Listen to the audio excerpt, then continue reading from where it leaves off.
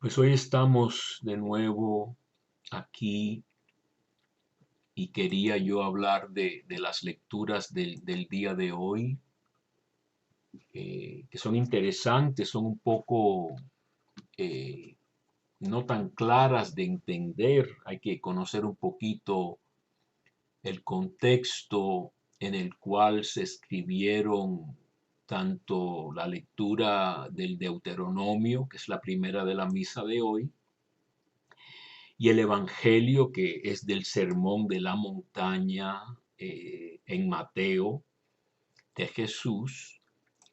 Y es interesante seguir hablando un poquito de lo judío que es el Evangelio de Mateo.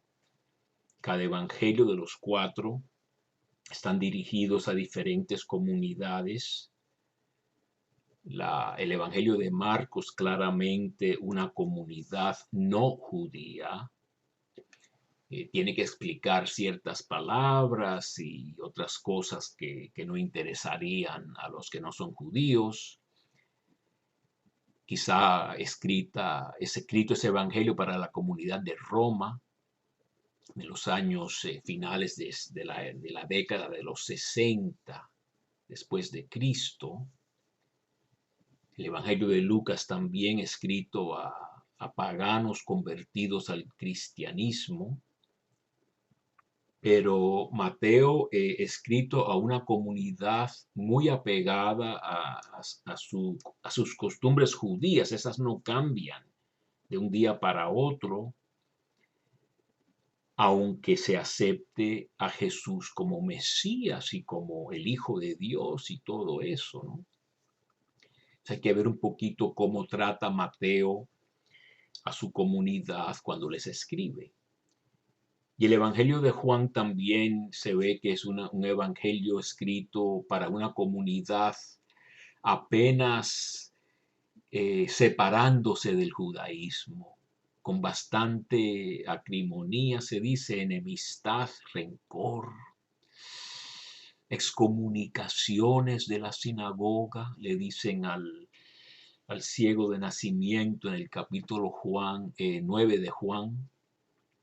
Los padres del ciego de nacimiento tienen miedo de decir nada porque los pueden expulsar, excomunicar de la sinagoga, y ellos van a la sinagoga como los católicos vamos a la iglesia, ¿verdad? Esas costumbres no cambian, así que hay que entender un poco todas las luchas y todas las tribulaciones que han pasado nuestros antepasados, ¿no? Y en este caso, el libro del Deuteronomio es un libro muy especial. Es el quinto libro de la Torá, el quinto libro del Pentateuco, de la parte fundamental para los judíos, la ley, traducida la ley, y los profetas vienen después. Yo tuve la dicha, y lo comparto con ustedes, de haber tomado un curso sobre los primeros 11 capítulos del Deuteronomio en el Pontificio Instituto Bíblico de Roma, que es el centro, vamos a decir, oficial de la Iglesia Católica para conferir títulos en Sagrada Escritura. Y lo tomé con el profesor jesuita Pietro Bovati. Aprendí bastante. Nos hacía recitar el Shema, el escucha a Israel en hebreo todas las clases al principio de la clase. Y después me tocó sentarme como oyente bajo los pies, vamos a decir, del experto máximo del mundo en Deuteronomio, el jesuita Norbert Loefink, que cuando defendió su tesis durante el Vaticano II, jovencito él, estudiante, se presentaron cardinales y obispos y todo porque decían, esto es un fenómeno, lo que está, lo que se está escribiendo aquí del Deuteronomio con este Norbert Loefink, un gran hombre. Dio la clase en inglés, en el Biblicum, él es alemán. Bobati la dio en italiano, es italiano. Y Y entonces, con mucho gusto, quisiera yo decir algo de este capítulo cuarto del Deuteronomio. El Deuteronomio es un libro muy especial. Tiene lugar en un solo día, el último día de la vida de Moisés. Y tiene lugar en un solo lugar, en las estepas de Moab, es decir, una tierra impura. No hace mucho los israelitas fornicaron con las moabitas. Es la antesala de la entrada a la tierra prometida. Una antesala bastante incómoda y fea porque, como digo, es tierra impura.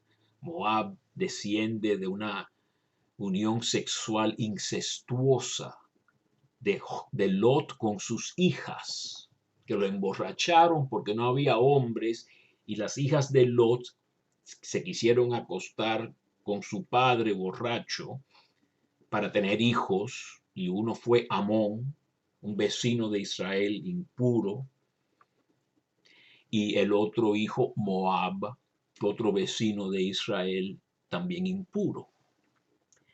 Y de Moab viene la famosa Ruth, que se convierte al judaísmo y tiene todo un librito y es creo que tatarabuela del rey David, el padre del Mesías. Ruth figura en la genealogía de Mateo. Mateo presenta la genealogía de Jesús con todos los trapitos sucios. Tamar, que se vistió de prostituta para que Judá fuera engañado y se acostara con ella para tener un hijo, de su esposo Onán, que no le daba hijos, y después Betsabé, que fue una adúltera con David, tuvieron a Salomón, y también Ruth es descendiente bueno, es ancestra de David. Entonces, en este lugar, Moisés, en su último día de la vida, donde va a morir al final del día por mandato de Dios, no por ni viejo ni débil, lo dicen a propósito que estaba muy bien, pero Dios lo manda a subir al monte y morir, repasa todo lo que le pasó a Israel y le da advertencias de que tiene que cumplir la alianza exactamente, sin virarse ni a la derecha ni a la izquierda. Y si no la cumple, si la cumple habrá bendiciones, y si no la cumple, maldiciones. Y en verdad los estudiosos nos dicen que en la forma final del libro, redactado y editado y vamos a decir, con añadiduras y cambios y cosas así, pues están ya en el exilio de Babilonia, ya se han cumplido las maldiciones. Y entonces al oír estas palabras en el exilio, pues es como recorrer toda una historia de pecado con un llamado a la conversión al final que ocurre en el exilio de Babilonia. Y entonces aquí lo quiero resaltar yo de esta lectura del capítulo 4, que es un capítulo tardío, no es de lo primero que se escribió en el libro del Deuteronomio. El meollo, lo original de Deuteronomio son los capítulos del 12 al 26. Así que lo que viene antes se puso después y lo que viene después se puso después también. Y Moisés recalca lo único que es el pueblo judío, que es el único pueblo que recibió en esa época los mandatos del Señor. ¿Qué nación hay tan inteligente que conoce todas estas cosas de Dios? ¿Qué nación tiene dioses tan cercanos como el Señor nuestro Dios siempre que lo invocamos? ¿Dónde hay otra nación tan grande que tenga unos mandatos y decretos tan justos como toda esta Torá que yo os propongo hoy? Una de las grandes palabras del Deuteronomio es hoy, hoy. Hoy es la conversión, hoy es el día de la decisión. Pero ten cuidado y guárdate bien de olvidar las cosas que han visto tus ojos y que no se aparten de tu corazón mientras vivas, cuéntalas a tus hijos y a tus nietos. Es toda la enseñanza del Deuteronomio, predicando, exhortando, repitiendo, aprendan, no olviden, recítanlo al levantarse, recítanlo al acostarse, cuando vayan de camino, cuando vuelvan de casa. Es toda la formación del judaísmo que es indestructible. Y precisamente el Salmo muy bonito, 147, dice que con ninguna nación obró así, ni les dio a conocer sus mandatos. Y yo aquí les muestro, los que ven esto en video, mi medallita linda de plata de México, de Nuestra Señora de Guadalupe, muy bonita. Y en la parte de atrás dice, non fecit aliter omni nazioni, no hizo así con ninguna nación. Y los mexicanos se lo aplican a la Virgen de Guadalupe, pero la frase viene del Salmo 147, ¿no? Que la ley y la revelación de Dios a Israel, pues, es única.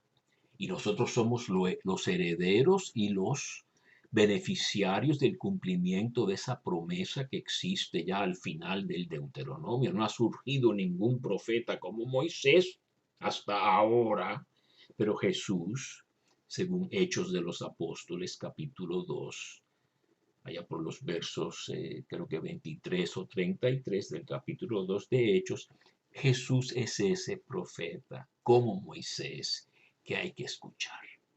Y en el Evangelio de Mateo, en el Sermón de la Montaña, dice algo muy extraño, ¿no? Que no ha venido a abolir ni la Torá ni los profetas, es decir, la revelación judía bíblica. Los primeros 5 libros y los siguientes, todos los libros que siguen después, hasta los Salmos, que es otra parte, pero con decir ley y profetas estás diciendo todas las escrituras judías, ¿no? No he venido a abolirlas, sino a cumplirlas. El cielo y la tierra van a desaparecer antes de que la menor letra o tilde o puntito de la ley no se cumpla. Quiere decir que todo lo que reveló Dios en el Antiguo Testamento se cumple. No necesariamente todos los detallitos, pero lo que quiso decir Moisés con la Torá. Y la Torá viene de un verbo de apuntar o tirar una flecha y casi se puede decir que señala a un futuro de la venida de Cristo. Todo eso se tenía que cumplir. Así que incluso los preceptos menos importantes, todo, no podemos escatimar, no podemos evitar la más mínima obligación que tenemos con Dios para ser felices y arreglar el mundo, ¿no? Entonces, yo creo que es una exhortación hoy de la iglesia a tener muy en serio, tomar muy en serio nuestro deber con Dios.